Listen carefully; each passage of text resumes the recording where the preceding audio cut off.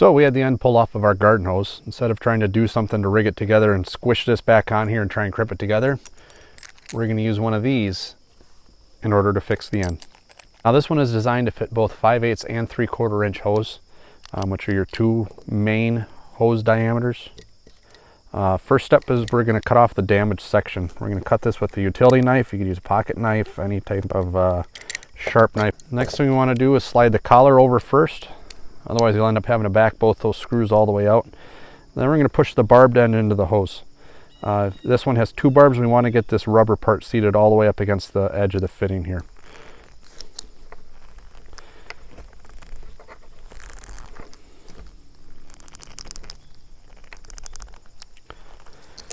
You're going to rock it back and forth, or you can push it down against a hard object like your table, workbench. Once you have it seated, bring up the clamp, position it over top of the barbs, and tighten it down.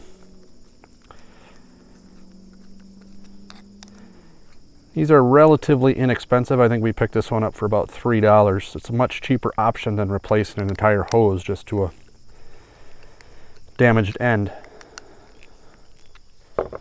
But there you have it, repaired line.